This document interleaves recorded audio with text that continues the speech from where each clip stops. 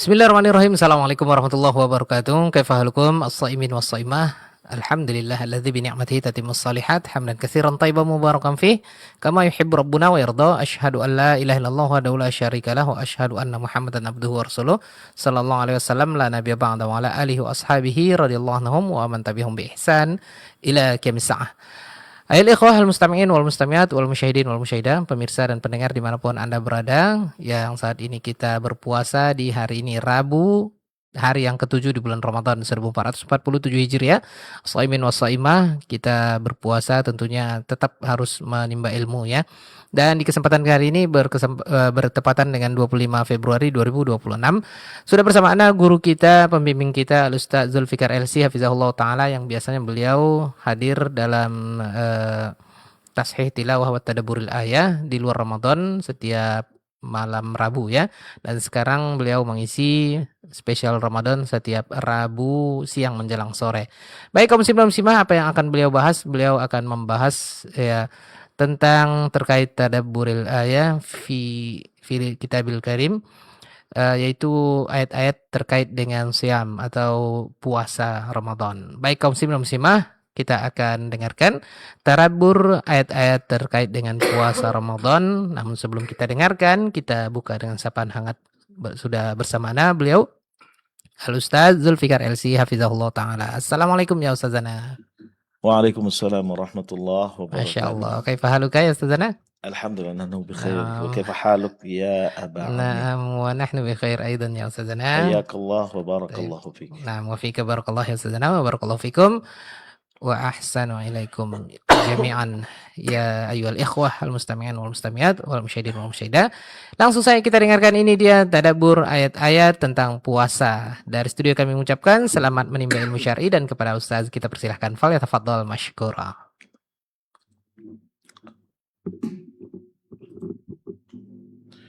Bismillahirrahmanirrahim. Assalamualaikum warahmatullahi wabarakatuh. Innal hamdalillah nahmaduhu wa nasta'inuhu wa nastaghfiruh wa na'udzu billahi min shururi anfusina wa sayyiati a'malina. May yahdihillahu fala mudilla lahu wa may yudlil fala hadiya lahu. Wa ashhadu an la ilaha illallah wahdahu la syarika lah wa ashhadu anna Muhammadan 'abduhu wa rasuluh. Ya ayyuhalladzina amanu taqullaha haqqa tuqatih wa la tamutunna illa wa antum muslimun. Ya ayyuhan nasu taqu rabbakum alladzi khalaqakum min nafsin wahidah wa khalaqa minha zawjaha wa batha minhuma rijalan katsiran wa nisaa'a wattaqullaha alladzi tasaaluna bihi wal arham innallaha kana 'alaykum raqiba. Ya ayyuhalladzina amanu taqullaha wa qulu qawlan sadida yuslih lakum a'malakum wa yaghfir lakum dhunubakum wa man yuti'illaha wa rasulahu faqad faza fawzan 'azima. Amma ba'd, fa inna khairal kalami kalamullah wa khairal hadi hadi Muhammadin sallallahu alaihi wasallam wa syarral umuri muhdatsatuha fa inna kulla muhdatsatin bid'ah wa kulla bid'atin dhalalah wa kulla dhalalatin finnar. Kaum muslimin dan muslimat, para pendengar setia Radio Hidayah FM dan para pemirsa sekalian rahimanillah wa iyyakum jami'an. Bersyukur kita terhadap Allah Subhanahu wa taala yang telah mencurahkan kepada kita nikmat yang tak terhingga. Dialah Allah Subhanahu wa taala yang telah menciptakan kita, memberikan rezeki kepada kita, dan yang mengatur alam semesta ini. Maka dialah yang sepantasnya untuk diibadahi. Tidak ada yang pantas dan berhak untuk diibadahi kecuali Allah Subhanahu wa taala. Salat beriringkan salam kita aturkan kehadirat Nabi Muhammad sallallahu alaihi wasallam dengan mengucapkan Allahumma salli wa sallim ala nabiyina Muhammad. Semoga kelak kita termasuk di antara umatnya yang akan mendapatkan syafaatnya kelak di akhirat. Amin ya rabbal alamin. Kaum muslimin dan muslimat, para pendengar setia Radio Hidayah FM, para pemirsa sekalian rahimanillah wa iyyakum jami'an. Alhamdulillah kita dipertemukan oleh Allah Subhanahu wa taala dengan bulan Ramadan. Bulan yang penuh dengan keberkahan, bulan yang dikatakan oleh Allah Subhanahu wa taala merupakan bulan Al-Qur'an, karena di dalamnya diturunkan Al-Qur'an yang menjadi petunjuk bagi umat manusia. Allah mengatakan syahrul Ramadan alladzi unzila fihi al-Qur'an hudal lin-nasi wa bayyinatin minal huda wal furqan. Bulan Ramadan adalah bulan yang diturunkan padanya Al-Qur'an yang menjadi petunjuk bagi umat manusia dan penjelas bagi petunjuk serta pembeda antara hak dan yang batil. Bulan Ramadan adalah merupakan bulan ketaatan yang di dalamnya dilipat gandakan pahala amal ketaatan oleh Allah Subhanahu wa taala. Maka sudah sepantasnya bagi umat Islam berbahagia, bersyukur terhadap nikmat yang besar yang diberikan oleh Allah kepada kita, yaitu dipertemukan dengan bulan Ramadan. Di saat banyak di antara saudara-saudara kita yang telah dipanggil oleh Allah Subhanahu wa taala mengharapkan pertemuan ini, namun mereka tidak akan mendapatkannya lagi. Sementara kita diberikan oleh Allah Subhanahu wa taala kesempatan untuk bertemu dengan bulan Ramadan, maka hendaklah kita memanfaatkan bulan Ramadan sebaik mungkin agar mendapatkan banyak pahala daripada Allah, banyak ganjaran keutamaan daripada Allah Subhanahu wa taala, sehingga tidak berlalu bulan Ramadan kecuali kita telah mendapatkan ampunan daripada Allah Subhanahu wa taala. Amal ketaatan yang dilakukan di bulan Ramadan tentu akan dilipat gandakan pahalanya oleh Allah Subhanahu wa taala. Karena bulan Ramadan adalah merupakan bulan Al-Qur'an, tentu kita mesti memberikan perhatian yang besar juga terhadap Al-Qur'an. Bahkan Rasulullah SAW mencontohkan dalam kehidupan sehari-harinya bagaimana ketika bulan Ramadan tiba, maka beliau akan menghidupkan malam-malamnya dan mengisi waktunya dengan Al-Qur'anul Karim. Al-Qur'anul Karim adalah merupakan membaca Al-Qur'anul Karim, mentadabburi Al-Qur'anul Karim adalah merupakan ibadah yang sangat mulia yang memiliki banyak pahala di sisi Allah Subhanahu wa taala. Al-Qur'an diturunkan oleh Allah Subhanahu wa taala bukan hanya sekedar untuk dibaca, akan tetapi ditadabburi agar kita memahami maknanya dan mengamalkannya dalam kehidupan sehari-hari. Maka Al-Qur'an tidak akan memberikan manfaat kepada pembacanya kecuali kalau ayat-ayat yang dibacanya itu diamalkan dalam kehidupan sehari-harinya. Dan tidak ada kemungkinan untuk bisa memahami dan membacanya. Tidak mungkin kita untuk mengamalkan Al-Quran kecuali kalau kita mentadabburinya dan memahaminya dengan baik. Ya, karena mentadabburi Al-Quran ini adalah merupakan cara untuk memahami Al-Quran. Maka tidak mungkin kita bisa memahami Al-Quran kalau kita tidak mentadabburinya. Makanya Allah Subhanahu wa taala mengatakan kitabun anzalnahu ilaika mubarakun liyadabbaru ayatihi wa liyatadzakkara ulul albab. Kata Allah Subhanahu wa taala, Al-Qur'an adalah merupakan sebuah kitab. Kitabun anzalnahu ilaik, sebuah kitab suci yang kami turunkan kepadamu wahai Muhammad, mubarakun, penuh dengan keberkahan. Liyadabbaru ayatihi, agar mereka mentadabburi ayat-ayatnya, waliyatadzakkara ulul albab, dan agar mendapat pelajaran orang-orang yang memiliki akal. Jadi untuk mendapatkan manfaat daripada Al-Quran, di samping kita membacanya, salah satu caranya adalah dengan mentadabburi ayatnya. Maka mudah-mudahan pada kali ini kita berusaha untuk membaca ayat-ayat yang berkaitan dengan puasa untuk kita tadabburi agar kita mendapatkan pelajaran dari ayat-ayat tersebut dan bisa kita amalkan dalam kehidupan sehari-hari. Sekali lagi, untuk mendapatkan manfaat daripada Al-Quran, di samping kita harus membacanya, kita juga harus mentadabburinya sehingga kita bisa memahami ayat-ayat tersebut. Dan ini adalah merupakan ibadah yang sangat agung sekali. Terkait dengan hal ini, Imam Ibnul Qayyim rahimahullah ta'ala mengatakan, wabil jumlati fala syai'a anfa'u lil qalbi min qira'atil Qur'an bitadabbur wa tafakkur. Secara garis besar kata beliau, maka tidak ada sesuatu apapun yang lebih bermanfaat bagi hati ini, ya, agar tetap selalu hidup hati kita ini dibandingkan membaca Al-Quran yang dibarengi dengan tadabbur dan tafakkur. Artinya apa? Membaca Al-Quran yang dibarengi dengan tadabbur, begitu juga dengan mentafakkurnya, sehingga kita memahami kandungan makna yang ada di dalamnya. Ini adalah merupakan perkara yang sangat bermanfaat sekali untuk hati. Sehingga hati kita hidup, sehingga hati kita tetap teguh di atas kebaikan dan ketaatan kepada Allah Subhanahu wa ta'ala. Fa innahu jami'un li jami'i manazilis sa'irin wa ahwalil 'amilin wa maqamil 'arifin.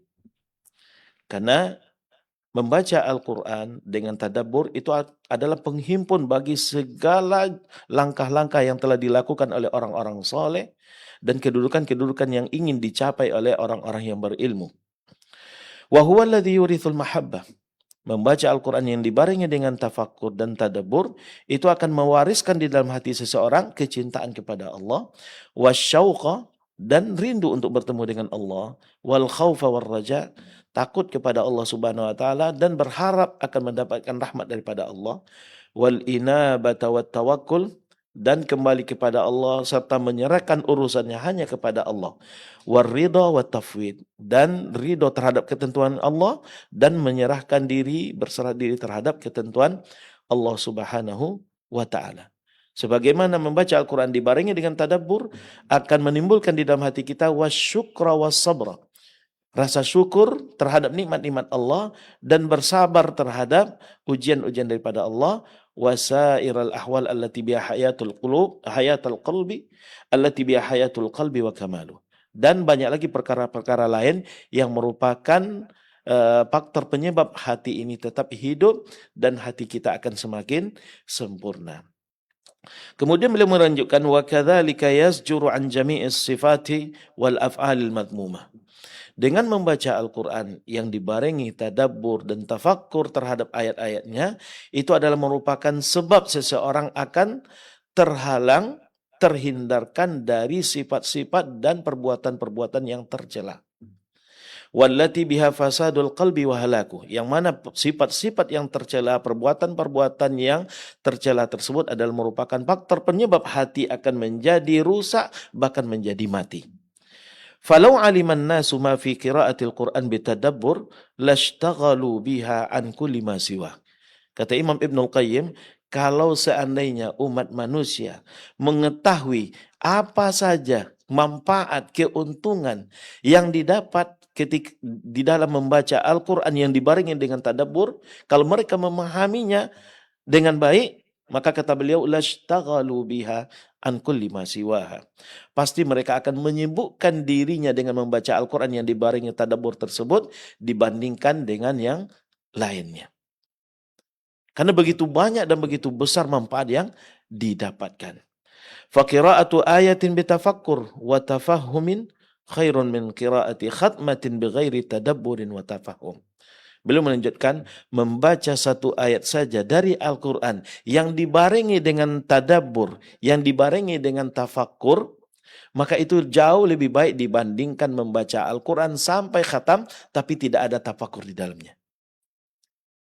Ini beliau katakan ya sebagai bentuk amal ketaatan yang dilakukan secara terus-menerus di dalam membaca Al-Quran.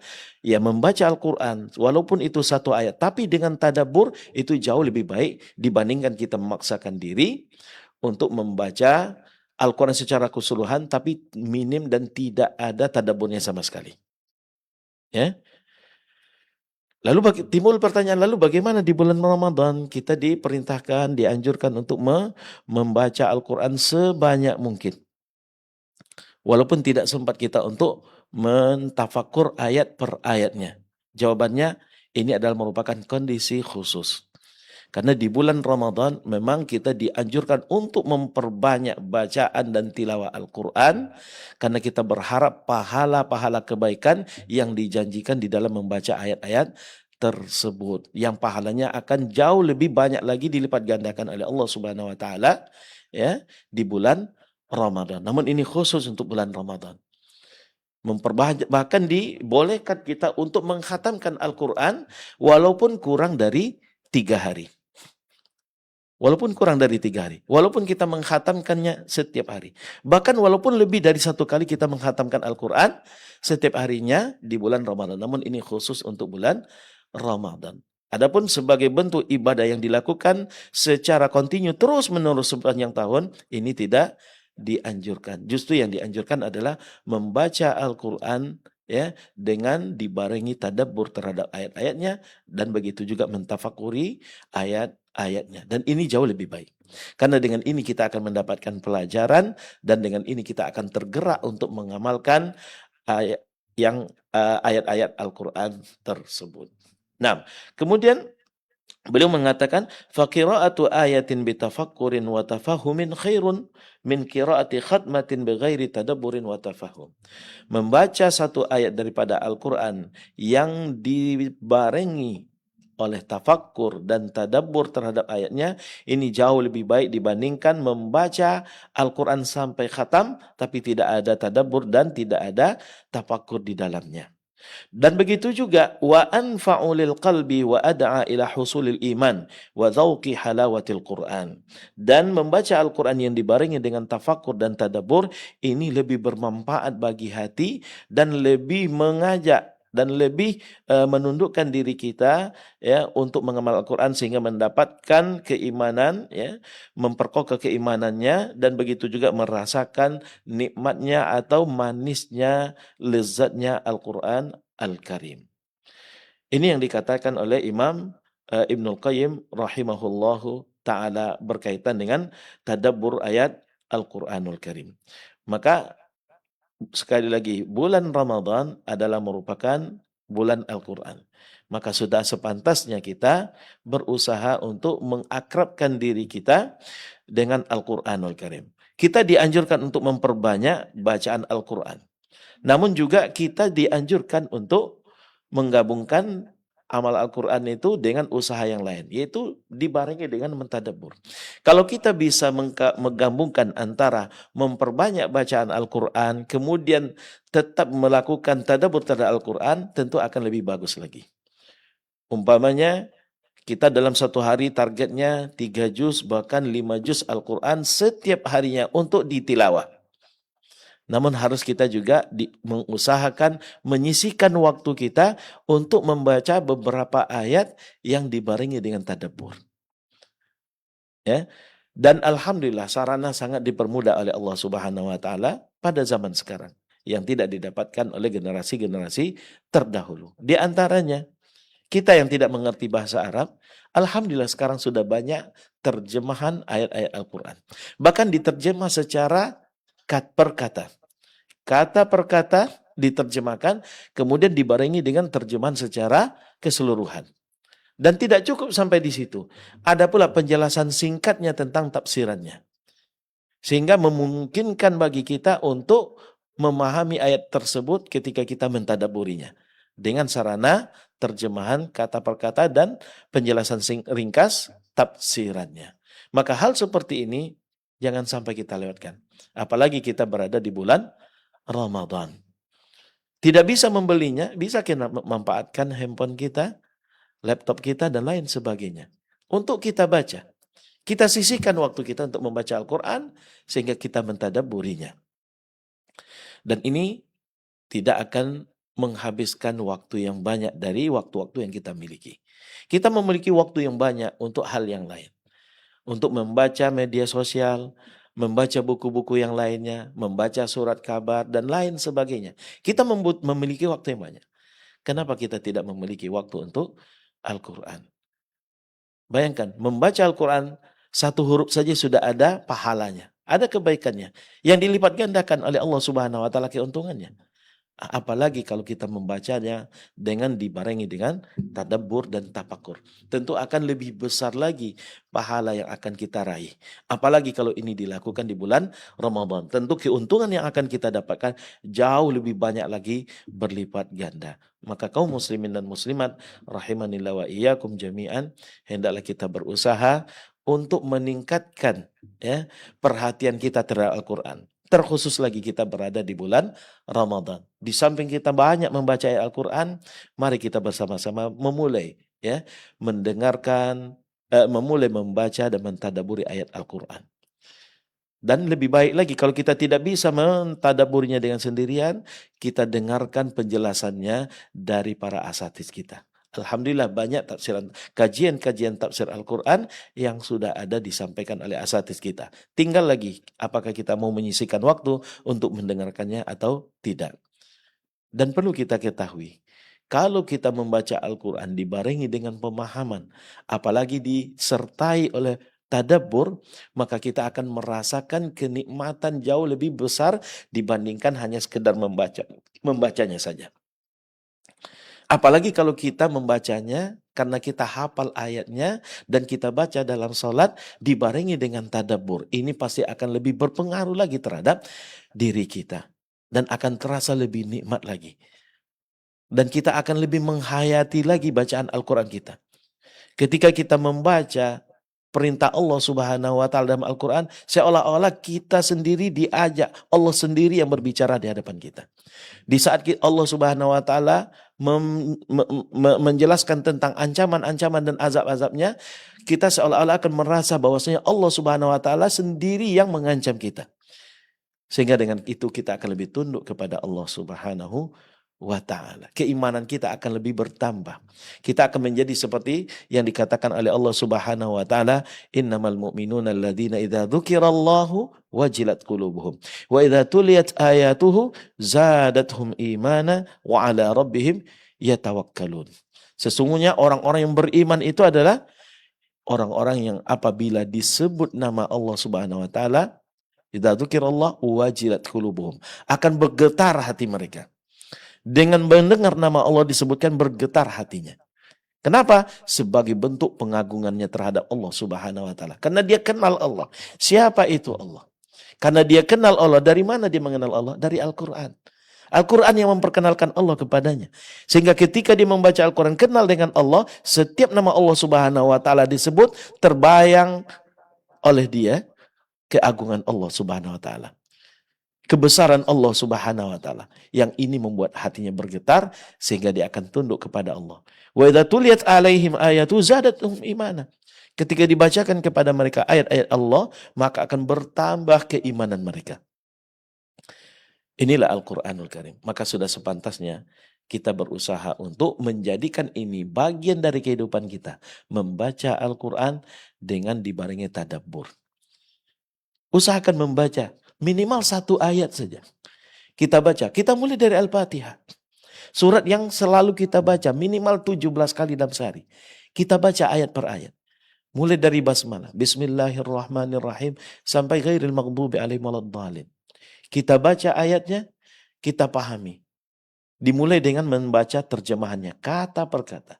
Kemudian kita baca terjemahannya secara utuh. Kemudian kita lanjutkan dengan membaca penjelasan ringkasnya melalui tafsiran-tafsiran ringkas. Dan kalau bisa, kita lanjutkan dengan membaca tafsiran yang lebih luas lagi pembahasannya. Atau kita dengarkan penjelasannya melalui ceramah-ceramah dari para asatis kita. 1 ayat saja. Hanya membutuhkan beberapa menit.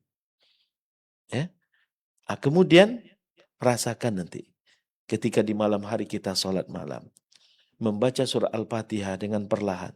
Sambil kita mentadaburi dan mentafakuri ayatnya. Berapa banyak kenikmatan yang akan kita rasakan. Bagaimana pengaruh Al-Quran terhadap diri kita. Walaupun 1 ayat yang kita baca. Terus kita lakukan secara terus-menerus. Dalam 1 bulan kita sudah mentadaburi 30 ayat. Dalam 1 tahun kita sudah mentadaburi 365 ayat. Bayangkan penambahan keilmuan kita terhadap agama Allah Subhanahu wa ta'ala. Dan bayangkan betapa banyak keberkahan dan kebaikan yang akan kita rasakan melalui Al-Quranul Karim. Maka kaum muslimin dan muslimat rahimanillah wa iyyakum jami'an. Datangnya bulan Ramadan, bertemunya kita dengan bulan Ramadan sekarang, mari kita jadikan ini sebagai langkah awal kita untuk memperbaiki hubungan kita dengan Al-Quran. Untuk meningkatkan kualitas hubungan kita dengan Al-Quran, agar Al-Quran nanti akan selalu menerangi jalan kehidupan kita di dunia sebelum kelak di akhirat. Nah, kaum muslimin dan muslimat rahimanillah wa iyyakum jami'an. Untuk pertemuan kita pada kali ini di bulan Ramadan ini, kita tidak akan fokus pada tahsin tilawatil Quran. Namun kita akan fokus untuk tadabbur ayat Al-Quran yang berkaitan dengan ayat-ayat puasa.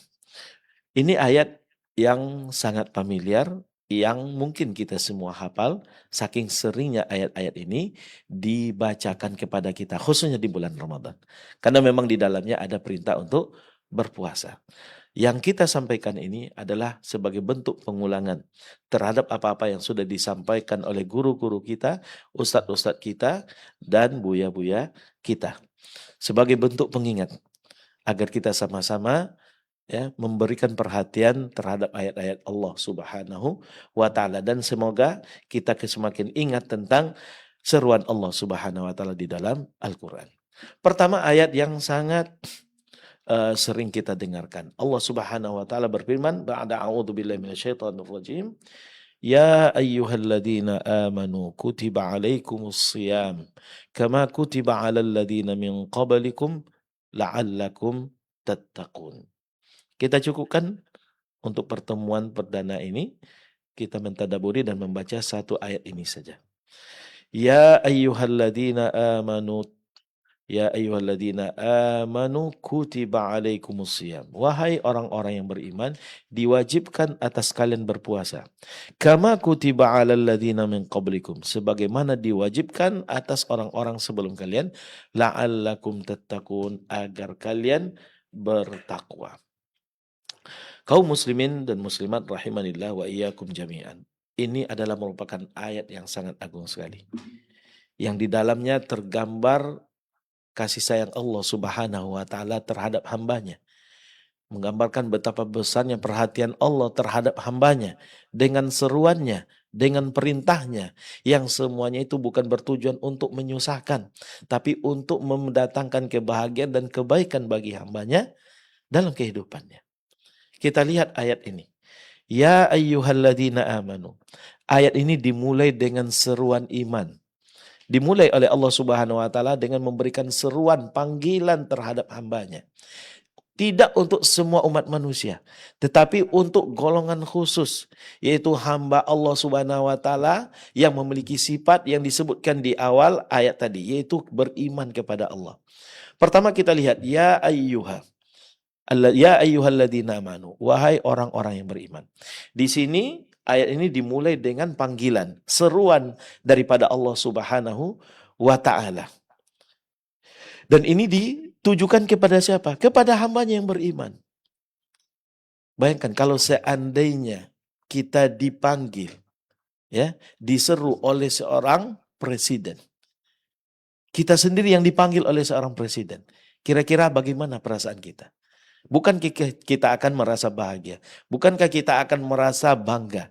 Karena pembesar, pemimpin tertinggi kita, kenal dengan kita, memberikan perhatian terhadap kita, dan memanggil dan menyeru kita. Tentu ini akan mendatangkan kebahagiaan, mendatangkan kebanggaan.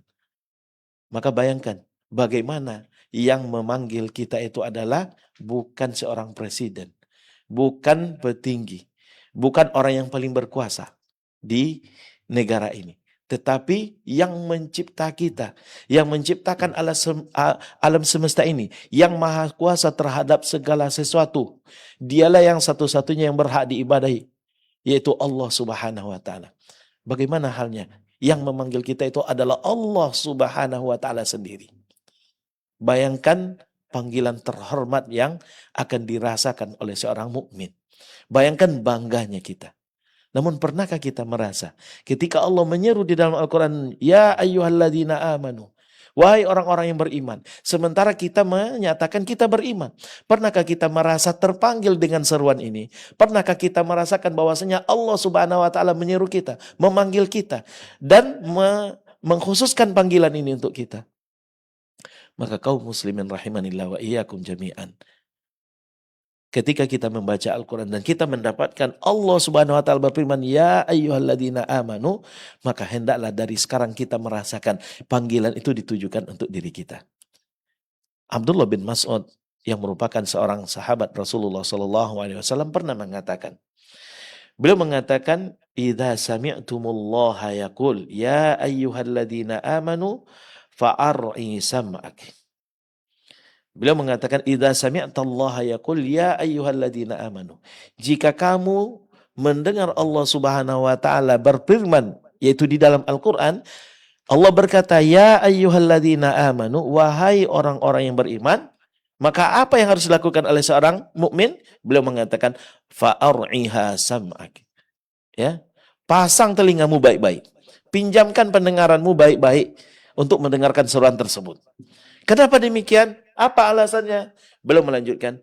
Fa innahu khairun tu'maru bih au syarrun tunha'an. Karena di dalam seruan tersebut ada kebaikan yang kamu diperintahkan untuk melakukannya dan ada keburukan yang kamu diperingatkan agar jangan terjatuh ke dalamnya. Subhanallah. Ketika Allah menyeru hambanya, maka di dalam seruannya pasti ada kebaikan untuk hambanya. Ada kemaslahatan untuk kehidupannya. Maka sudah sepantasnya seorang hamba ketika dipanggil oleh Allah Subhanahu wa taala, dia memberikan perhatian besar terhadap panggilan tersebut. Tidak cuek, tidak menyambut seruan tersebut dengan ketidakpeduliannya, tetapi memperhatikan seruan Allah dengan baik. Kenapa? Karena ketika Allah menyeru hambanya dan dia merasa bagian daripada hamba Allah dan Allah menyerunya, maka dia mesti mengatakan, dia mesti menyadarinya, ya, dan dia mesti memahaminya bahwasanya Allah menginginkan kebaikan untuk dirinya. Nah, ini adalah perkataan Abdullah bin Mas'ud yang mengatakan, jika kamu mendengar Allah mengatakan, wahai orang-orang yang beriman, maka pasanglah pendengaranmu sebaik mungkin. Pasang telingamu sebaik mungkin. Karena sesungguhnya di dalamnya ada kebaikan yang kamu dianjurkan untuk melakukannya, dan ada keburukan yang kamu diperingatkan agar jangan terjatuh di dalamnya. Kamu dilarang untuk melakukannya. Nah, hakikatnya seorang hamba hidup di dunia ini adalah untuk melakukan kebaikan yang diperintahkan oleh Allah dan meninggalkan larangan keburukan-keburukan yang dilarang oleh Allah Subhanahu wa taala. Karena dengan itu dia membuktikan ubudiyahnya, ketundukannya kepada Allah. Itulah hakikat daripada ibadah, yang merupakan tugas kita hidup di dunia ini. Yang dengan itu Allah akan mengangkat derajat kita, memberikan ganjaran pahala bagi kita, dan menjanjikan kebaikan, kehidupan yang baik bagi kita, baik itu di dunia, apalagi kelak di akhirat. Maka kaum muslimin, ketika Allah mengatakan, ya ayyuhalladzina amanu, wahai orang-orang yang beriman. Yang dipanggil oleh Allah Subhanahu wa taala di sini hanyalah orang yang beriman. Berarti orang-orang yang kufur terhadap Allah, yang ingkar terhadap Allah, menyombongkan diri terhadap Allah, bahkan menantang Allah Subhanahu wa taala dengan kekufurannya, tidak termasuk dalam seruan ini. Artinya mereka tidak akan mendapatkan kebaikan yang dijanjikan oleh Allah Subhanahu wa taala di dalam seruan ini. Yang akan mendapatkan kebaikan yang dijanjikan oleh Allah ini hanyalah mereka yang beriman kepada Allah. Maka di sini adalah nidaul iman. Seruan Allah di sini adalah seruan keimanan. Seruan bagi hamba Allah yang menyatakan keyakinannya kepada Allah Subhanahu wa taala, bahwasanya dia yakin kepada Allah, percaya kepada Allah, dan tunduk kepada Allah Subhanahu wa taala, yang mempersiapkan dirinya untuk melaksanakan apa yang diinginkan oleh Allah dan meninggalkan apa yang tidak diinginkan oleh Allah Subhanahu wa taala. Lalu apa isi seruannya? Maka Allah berkata di sini, kutiba alaikumusiyam. Diwajibkan atas kalian berpuasa. Diwajibkan. Di sini Allah Subhanahu wa taala mengatakan diwajibkan atas kalian. Siapa yang mewajibkan? Sudah jelas yang mewajibkan adalah Allah Subhanahu wa ta'ala. Dan ini menandakan bahwasanya amalan yang disebutkan setelah ini adalah amalan yang merupakan kewajiban yang tidak boleh bagi seorang hamba untuk meninggalkannya. Dan ketahuilah, amalan wajib yang dibebankan oleh Allah Subhanahu wa taala kepada hambanya, maka ini adalah merupakan amalan yang paling dicintai oleh Allah dan memiliki pahala dan ganjaran pahala yang besar di sisi Allah Subhanahu wa taala, dan yang paling disukai oleh Allah Subhanahu wa taala. Karena Allah mengatakan di dalam hadis qudsi, "Wa ma taqarraba 'abdi ilayya bi syai'in ahabba ilayya mimma aftaratuhu alaih." Tidaklah seorang hambaku mendekatkan dirinya kepadaku dengan melakukan suatu ketaatan yang lebih aku cintai dibandingkan ketaatan yang aku wajibkan kepadanya. Dan di sini Allah Subhanahu wa taala menyeru hambanya untuk melakukan suatu ketaatan yang dia nyatakan itu adalah kewajiban. Berarti di sini Allah menyeru kita untuk melakukan suatu amal ibadah yang sangat dicintai oleh Allah Subhanahu wa taala. yang otomatis akan diberikan oleh Allah Subhanahu wa taala pahala yang berlipat ganda, pahala yang besar. Ya. Apa amal ketaatan tersebut? As-siyam, yaitu berpuasa. Kita lihat di sini, pertama disebutkan oleh para ahli lughah, begitu juga ulama tafsir. Di sini Allah Subhanahu wa taala ketika menyeru hambanya menyatakan bahwasanya Allah mewajibkan atas mereka berpuasa, di sini Allah tidak menyebutkan namanya. Allah sebut dalam bentuk mabni lil majhul.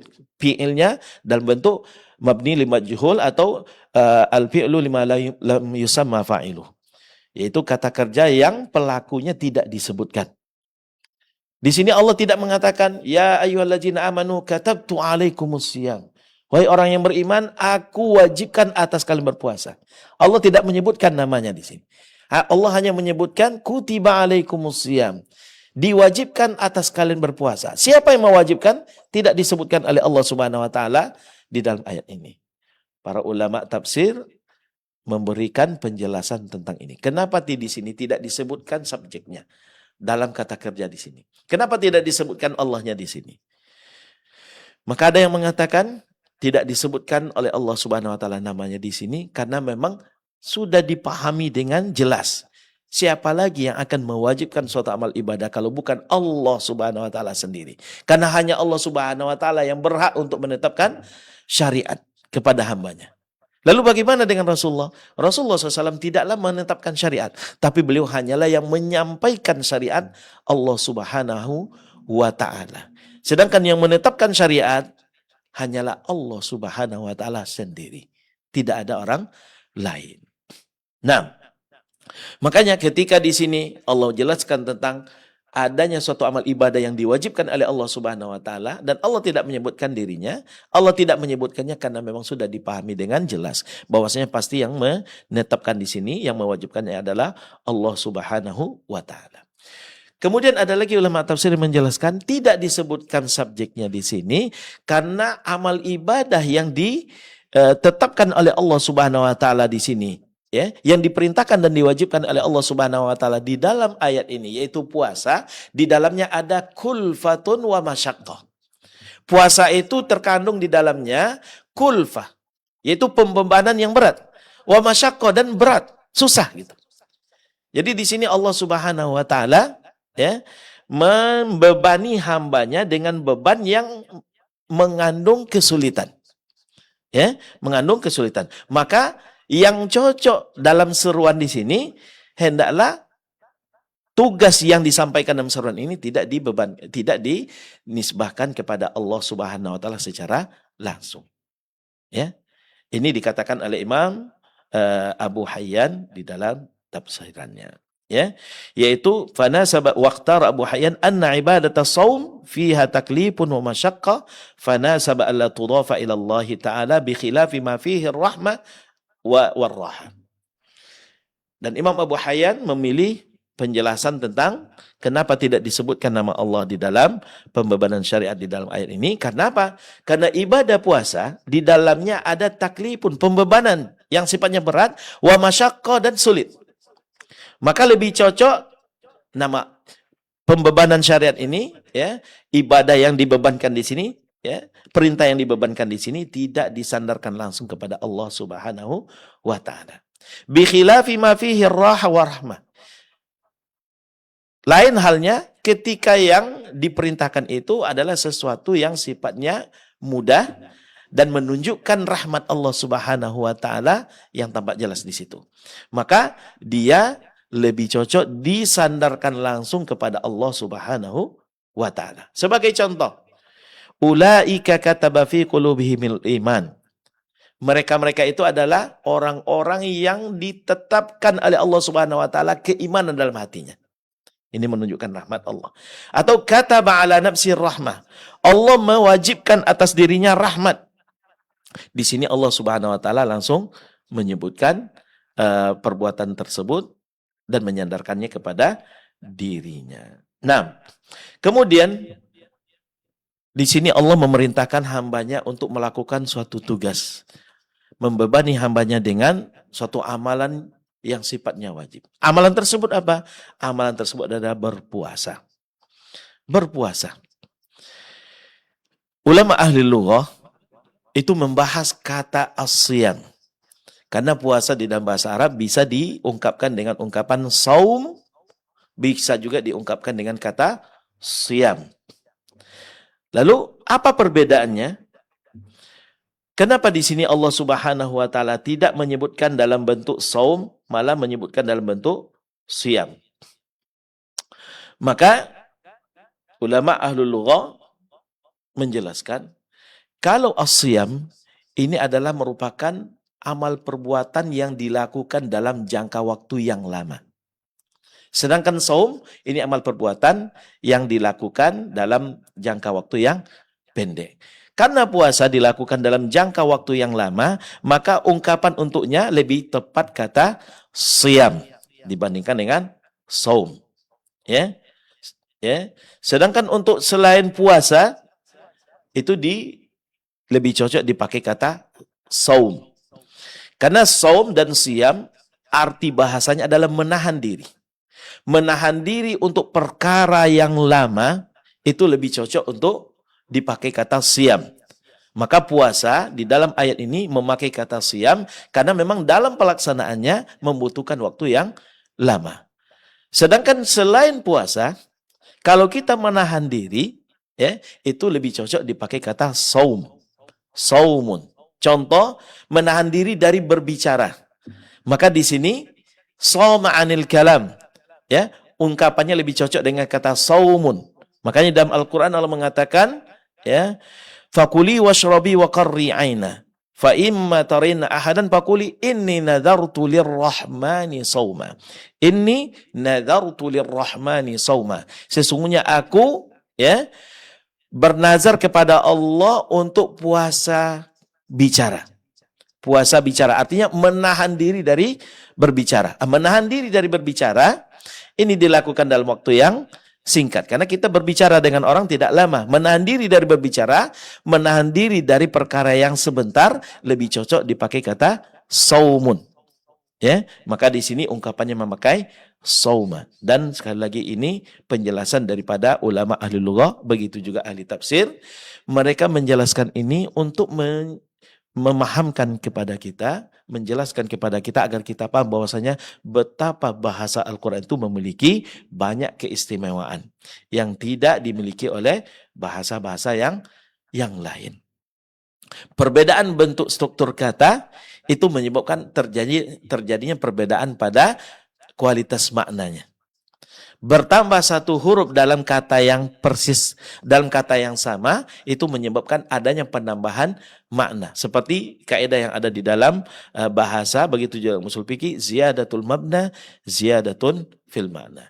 Bertambahnya struktur kata, bertambahnya huruf dalam struktur kata, maka ini menyebabkan terjadinya penambahan pada makna. Contoh kata rahimah, yang diambil dari kata rahmat, artinya kasih sayang. Kita selalu membaca basmalah Bismillahirrahmanirrahim. Ar-Rahman dan Ar-Rahim. Ar-Rahman dan Ar-Rahim berasal dari kata yang sama, yaitu dari kata rahmat.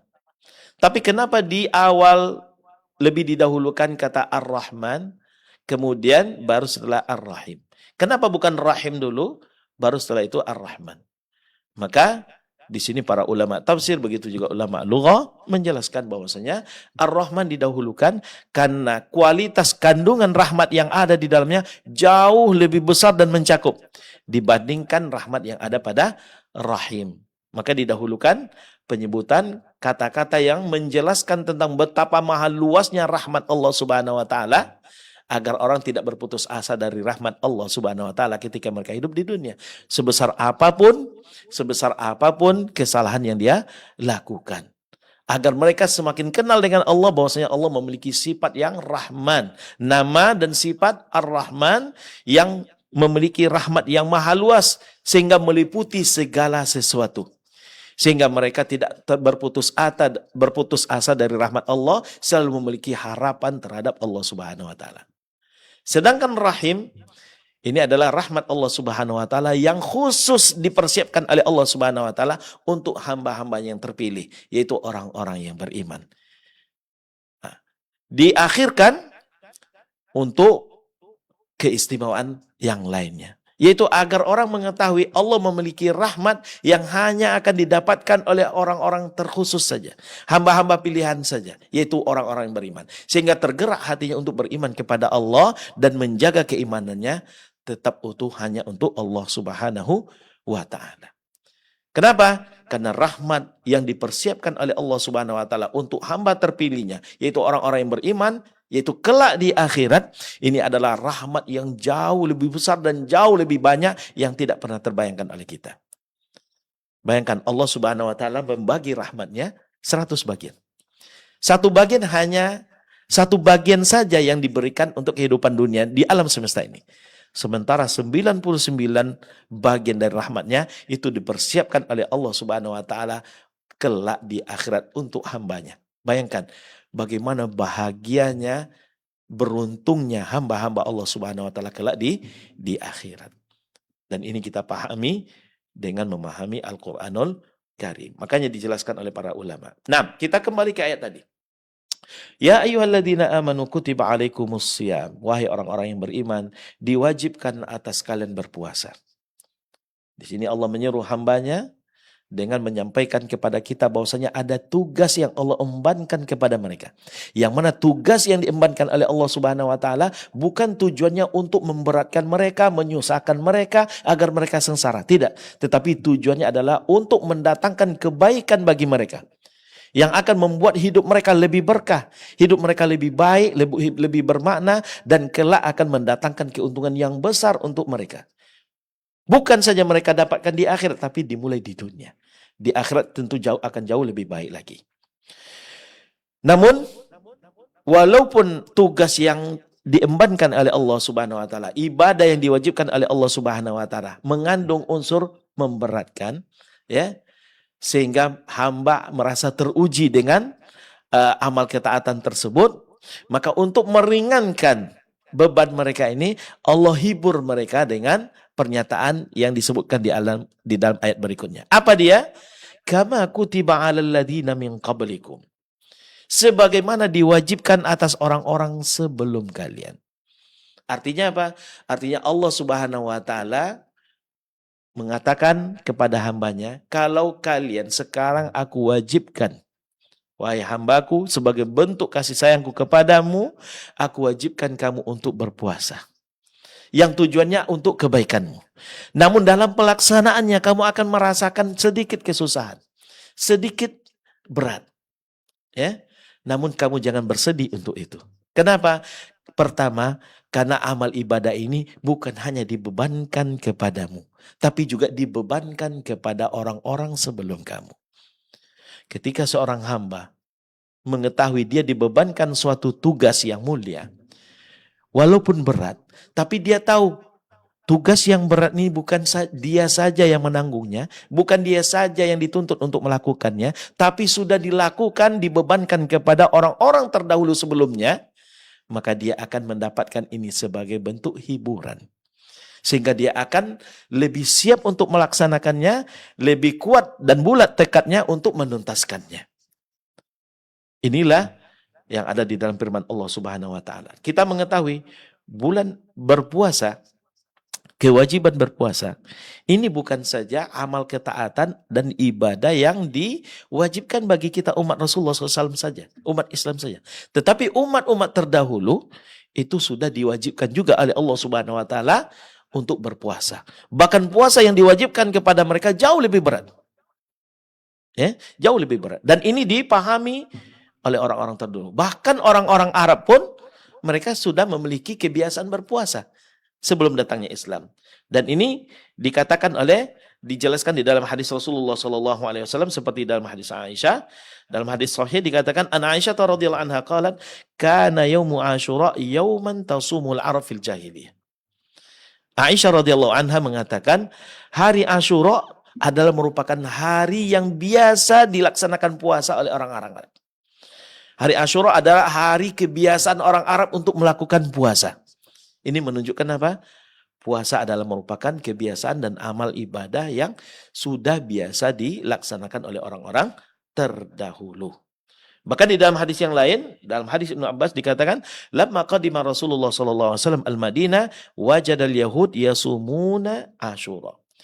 Tatkala Rasulullah SAW datang berhijrah ke kota Madinah, beliau mendapati orang-orang Yahudi melaksanakan puasa Asyura. Ini menunjukkan apa?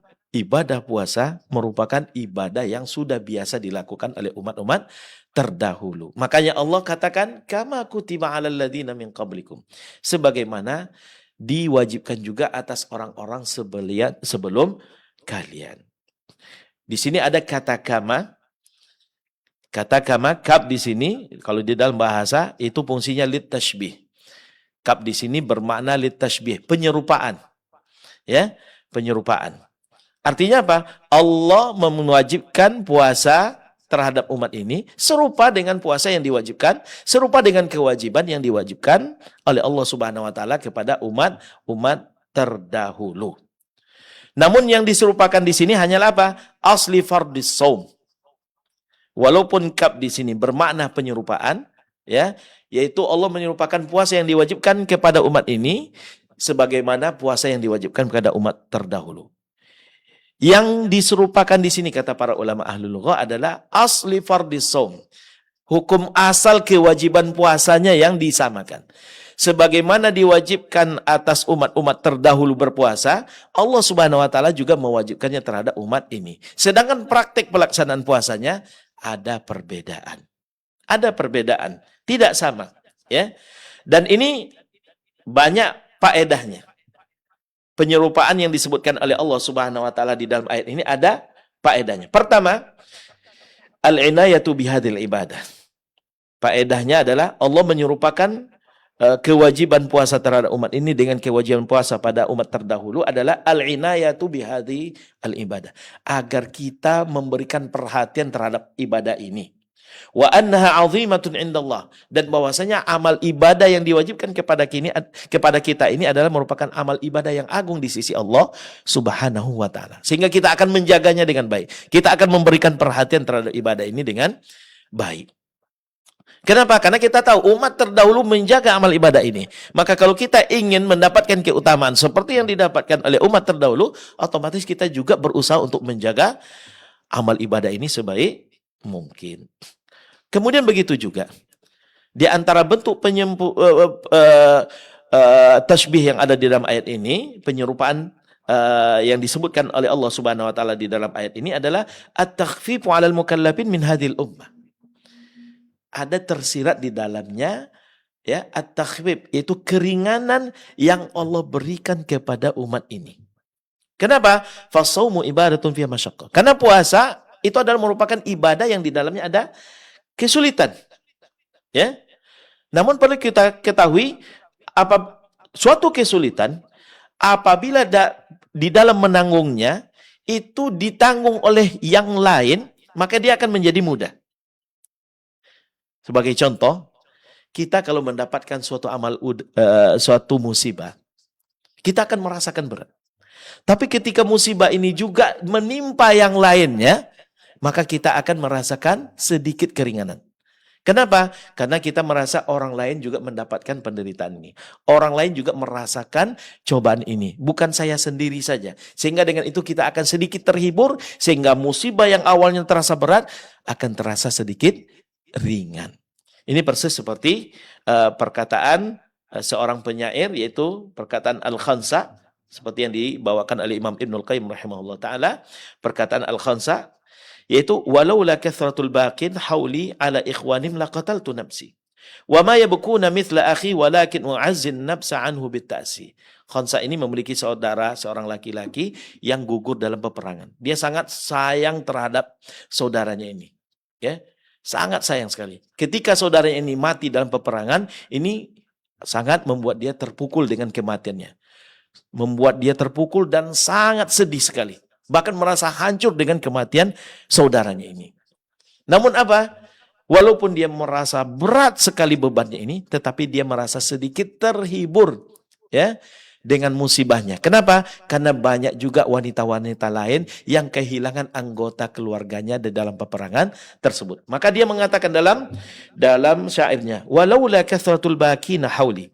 Kalaulah bukan karena banyak orang yang nangis juga di sekitar saya, ala ikhwanihim, karena kehilangan saudara-saudara mereka, la qataltu nafsi. Justru aku akan bunuh diri. Saking sedihnya aku dengan kematian saudaraku, aku akan membunuh diri.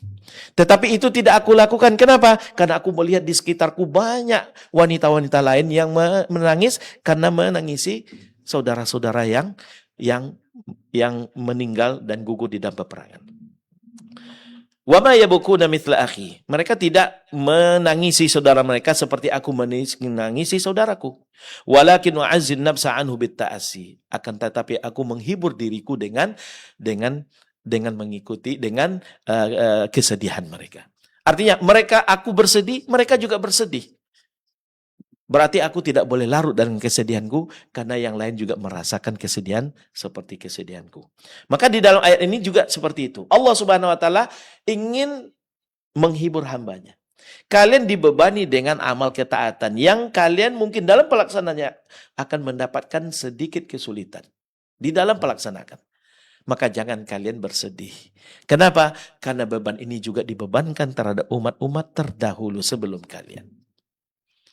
Bahkan umat ini diberikan sedikit keringanan oleh Allah Subhanahu wa taala dalam pelaksanaannya, ya, yang tidak diberikan kepada umat-umat terdahulu. Maka dengan ini umat Islam, umat Rasulullah SAW akan semakin kuat dan semakin bulat tekadnya untuk menjalankan perintah Allah Subhanahu wa taala ini.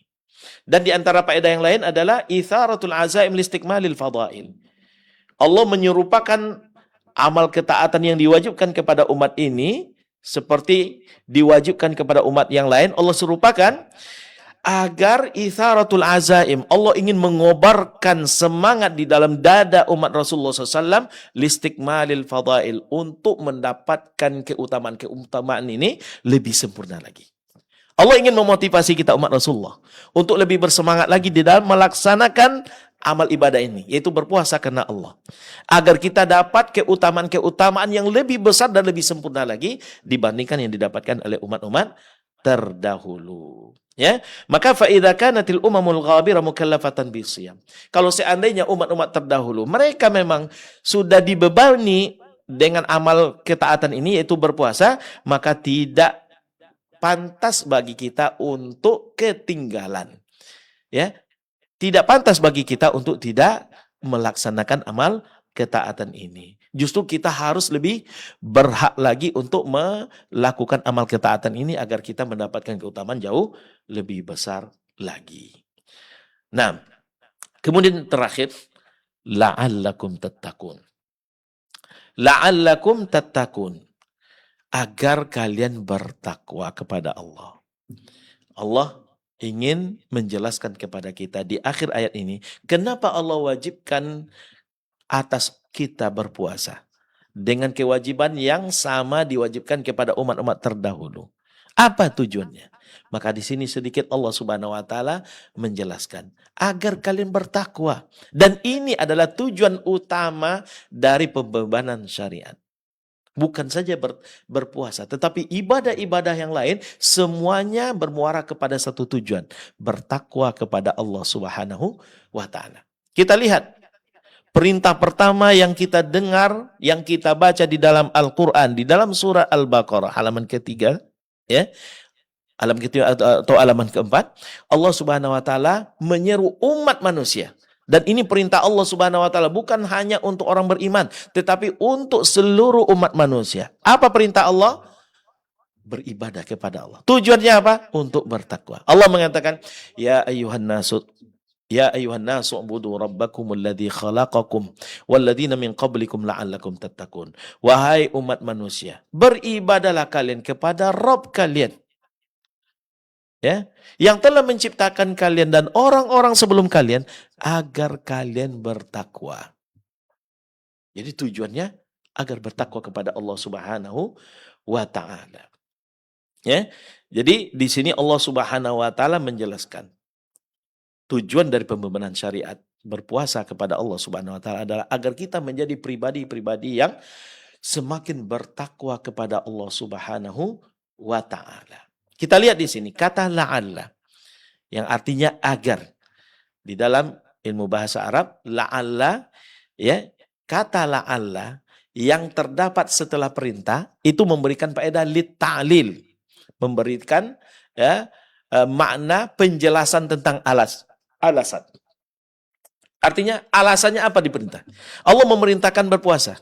Kutiba alaikumusiyam kama kutiba alal ladzina min qablikum. Alasannya itu apa? Tujuannya itu apa? La'allakum tattaqun. Agar kalian mencapai derajat bertakwa kepada Allah Subhanahu wa taala. Nah, kita mengetahui dalam ibadah puasa banyak manfaatnya, banyak faedah. Dan kita sering membaca artikel-artikel, buku-buku yang dijelaskan oleh para ulama, ya, bahkan para peneliti faedah dari berpuasa. Ada faedahnya ya berkaitan dengan kesehatan, dan ada faedah yang berkaitan dengan emosi, ada faedah lagi yang berkaitan dengan hal-hal yang lain. Namun yang paling penting kita ingat adalah faedah puasa yang dibebankan oleh Allah Subhanahu wa taala yang memiliki banyak hikmah, yang memiliki banyak faedah itu yang paling utama adalah dia merupakan sarana untuk menjadikan kita hamba Allah Subhanahu wa taala yang bertakwa. Faedah dan tujuan utama dari puasa tersebut adalah untuk menjadi orang yang bertakwa kepada Allah Subhanahu wa taala. Dan takwa adalah perkara yang penting sekali. Kedudukan yang tinggi di sisi Allah Subhanahu wa taala adalah ketakwaan kepada Allah. Inna akramakum indallahi atqakum. Cukuplah untuk mengetahui betapa besarnya, agungnya ketakwaan kepada Allah. Dia adalah merupakan wasiat Allah Subhanahu wa taala yang Allah sampaikan untuk umat ini dan juga untuk umat-umat terdahulu. Allah mengatakan walaqad wassaynal ladzina utul kitaba min qablikum wa iyyakum anittaqullah. Sungguh kami telah mewasiatkan kepada umat-umat terdahulu dan juga terhadap kalian. Apa yang diwasiatkan oleh Allah? Anittaqullah. Agar kalian bertakwa kepada Allah Subhanahu wa taala. Maka takwa adalah merupakan perkara yang penting. Selalu kita sering mendengar Allah Subhanahu wa taala menyeru hambanya dengan seruan keimanan dibarengi dengan perintah untuk bertakwa. Ya ayyuhalladzina amanu taqullah, ya ayyuhan nasu taqu rabbakum. Bahkan kadang dalam satu seruan itu 2 kali Allah Subhanahu wa taala menyeru kita untuk bertakwa kepada Allah. Sebagaimana dalam firman Allah, ya ayyuhalladzina amanu taqullaha wal tanzur nafsum ma qaddamat lighad wattaqullaha innallaha khabirum bima ta'malun. Wahai orang-orang yang beriman, bertakwalah kalian kepada Allah dan hendaklah setiap jiwa melihat apa yang akan dia perbuat untuk esok. Dan bertakwalah kepada Allah, sesungguhnya Allah Maha melihat apa yang kamu lakukan. Dalam satu ayat 2 kali Allah Subhanahu wa taala menyinggung ketakwaan. Ini menunjukkan apa? Betapa urusan ketakwaan kepada Allah ini sangat penting sekali. Kenapa? Karena dengan ketakwaan inilah perjalanan kita menuju Allah, ya, itu akan menjadi mudah. Karena hakikatnya kita hidup di dunia ini, kita sedang berjalan menuju Allah. Dunia ini hanya persinggahan. Alam kita dimulai dari semenjak kita diletakkan di dalam tulang sulbinya Nabi Adam alaihissalam. Kemudian kita masuk ke alam rahim. Kemudian kita masuk ke alam dunia. Di alam dunia kita hidup sementara, mempersiapkan perbekalan. Perbekalan terbaik itu adalah takwa kepada Allah. Wa tazawwadu fa inna khairaz zadi taqwa. Berbekallah kalian karena sesungguhnya sebaik-baik bekal yang kalian persiapkan adalah ketakwaan kepada Allah. Kemudian kita meninggalkan dunia, melanjutkan perjalanan kita ke alam barzakh. Kemudian dari alam barzakh kita melanjutkan ke perjalanan terakhir kita menuju kampung abadi kita, yaitu alam akhirat. Dan alam akhirat ini adalah merupakan perjalanan yang sangat panjang sekali, yang hanya Allah Subhanahu wa taala yang mengetahuinya. Dan ini membutuhkan perbekalan yang terbaik, yang paling baik. Dan perbekalan terbaik untuk perjalanan ini adalah ketakwaan kepada Allah. Harta yang kita tumpuk di dunia, jabatan yang kita bersusah payah untuk meraihnya, ini hanya untuk dunia. Kalau kita tidak mempergunakannya dalam rangka berbuat ketaatan kepada Allah, ketakwaan kepada Allah, justru itu akan menjadi bumerang yang akan menyusahkan perjalanan kita. Yang akan memuluskan langkah kita menuju Allah Subhanahu wa taala hanya ketakwaan. Dan itu akan sangat berpengaruh dan sangat terasa manfaatnya ketika kita menjalani perjalanan dalam kehidupan akhirat kelak. Yang di saat itu tidak berguna lagi harta dan anak keturunan. Yang berguna hanyalah mereka yang datang kepada Allah membawa ketakwaan. Kemudian ketika kita ingin kebahagiaan abadi yang akan kita nikmati dalam kampung akhirat kelak nanti, itu hanya ada di surga. Kebahagiaan abadi itu hanya ada di surga. Kita tidak akan merasa aman seaman-amannya dan tidak akan merasakan kebahagiaan yang sebenarnya sampai telapak kaki kita menginjak tanah surga. Dan untuk menjadi penghuni surga tidak bisa kecuali dengan ketakwaan kepada Allah Subhanahu wa taala. Allah memperuntukkan surganya hanya bagi hamba yang bertakwa. Makanya kita baca Al-Quran, Allah mengatakan, Innal muttaqina fi jannatin wa uyun. Innal muttaqina fi jannatin wa na'im. Innal muttaqina fi dhilalin wa uyun. Ya? Innalil muttaqina mafaza hadaiqa wa a'naba. Dan banyak lagi. Ya, semuanya Allah menjelaskan bahwasanya surga yang dipersiapkan oleh Allah Subhanahu wa taala untuk hambanya hanyalah bagi mereka-mereka yang bertakwa. Maka untuk mencapai derajat takwa dan menjadi seorang yang bertakwa kepada Allah adalah dengan menjalankan perintah Allah, meninggalkan larangan Allah. Dan salah satu perintah Allah Subhanahu wa taala yang akan memudahkan kita untuk mencapai derajat takwa adalah berpuasa karena Allah Subhanahu wa taala, kewajiban yang dikatakan oleh Allah Subhanahu wa taala di dalam ayat tersebut, yaitu ya ayyuhalladzina amanu taqullah ya ayyuhalladzina amanu kutiba alaikumusiyam kama kutiba alal ladzina min qablikum la'allakum tattaqun. Mungkin timbul pertanyaan, bagaimana puasa ini membentuk pribadi kita menjadi bertakwa kepada Allah? Kenapa? Puasa ini merupakan salah satu sebab untuk mencetak seseorang menjadi pribadi yang bertakwa kepada Allah Subhanahu wa taala. Maka perlu kita ketahui bahwasanya di dalam berpuasa itu ada unsur unsur inkisarus syahwat, menundukkan syahwat dan hawa nafsu kita. Syahwat yang hawa nafsu yang akan membatasi keinginan, ya, keinginan nafsu kita, syahwat kita. Baik itu syahwat yang karena perut atau karena di bawah perut. Yang mana karena syahwat inilah kadang seorang hamba sering tergelincir. Karena syahwat perutnya atau syahwat kemaluannya. Ini yang sering membuat seorang hamba tergelincir dari jalan ketaatan kepada Allah Subhanahu wa taala. Maka untuk mengatasi problem ini agar tidak tergelincir oleh nafsu syahwatnya atau keinginan hawa nafsunya, maka cara yang paling baik adalah dengan berpuasa. Karena puasa akan melemahkan nafsu syahwat. Puasa akan menuntun seseorang untuk menjaga diri dari perkara-perkara yang merupakan menuruti hawa nafsu.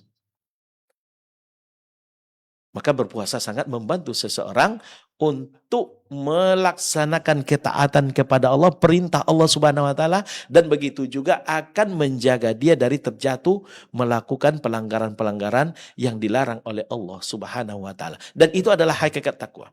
Karena takwa itu adalah amalun bi taatillah, mengamalkan ketaatan kepada Allah, mengamalkan perintah Allah Subhanahu wa taala ala nuri minallah, yang berdasarkan cahaya yaitu ilmu. Roja'a thawabillah, karena berharap mendapatkan pahala Allah. Ya, kemudian watarkin linawahillah ala nuri minallah ma khafata adzabillah atau iqabillah, dan meninggalkan perkara-perkara yang dilarang oleh Allah Subhanahu wa taala yang juga didasari ilmu karena khawatir terkena oleh adab Allah Subhanahu wa taala. Melaksanakan perintah Allah dan meninggalkan larangan-larangan Allah. Dan itu bisa dilaksanakan dengan menundukkan hawa nafsu kita. Dan menundukkan hawa nafsu, cara yang paling efektif adalah diantaranya dengan melakukan puasa. Maka untuk itulah Allah Subhanahu wa taala membebankan kepada kita untuk berpuasa. Allah wajibkan kita untuk berpuasa. Karena dengan itu kita akan mendapatkan kemudahan untuk menggapai derajat takwa kepada Allah Subhanahu wa taala.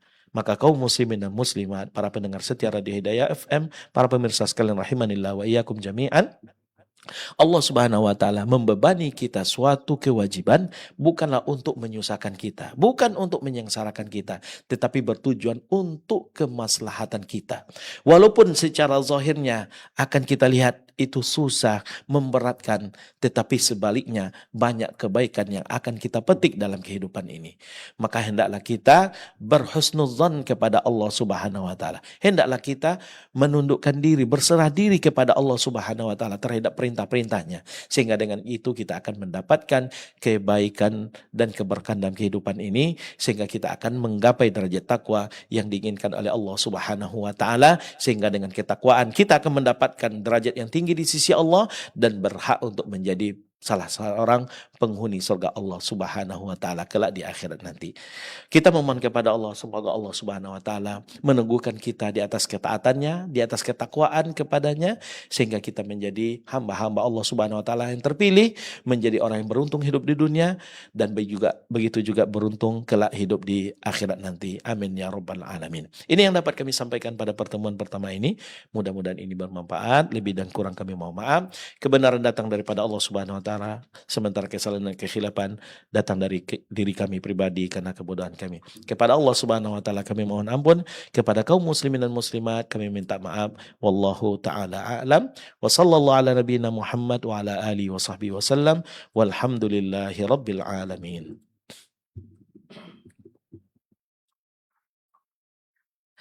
Jazakallah khairan kita ucapkan kepada guru kita Ustaz Zulfikar LC hafizahullah taala yang sudah mentadabburi Quran surah Al-Baqarah ayat 183 dan kaum muslimin muslimah rahimanillah wa yakum jami'an. Kami ucapkan jazakumullah khair untuk Anda yang mengirimkan pertanyaan. Mohon maaf tidak bisa kita lanjut dengan tanya jawab ya. Mudah-mudahan apa yang sudah antum kirimkan baik melalui WA atau SMS ya. Di kesempatan kali ini mohon maaf tidak bisa kita lanjut dengan tanya jawab. Jazakumullah khair. Semoga Allah membalas kebaikan antum yang sudah mengirimkan pertanyaan. Baik kaum muslimin muslimah, insyaallah kita akan lanjutkan tadabbur ayat-ayat tentang Syam bersama beliau Al-Ustaz Zulfikar LC hafizahullah taala di kesempatan Rabu pekan depan. Spesial Ramadan beliau akan mengisi setiap Rabu sore qabla asar dan ba'da Ramadan insyaallah Syawal kita akan lanjut dengan spesial bimbingan Al-Qur'an Tashih Tilawah Tadabburil Ayah setiap Selasa malam Rabu ba'da Isya. Baik kaum muslimin muslimah, sampai di sini kita lanjutkan kebersamaan kita. Tetap bersama kami di frekuensi 103.4 FM Radio Hidayah, saluran tilawah Al-Qur'an dan kajian ilmiah Islam. Kita tutup dengan doa kafaratul majelis. Subhanakallahumma bihamdika asyhadu an la ilaha illa anta astaghfiruka wa atubu ilaik. Wassalamualaikum warahmatullahi wabarakatuh.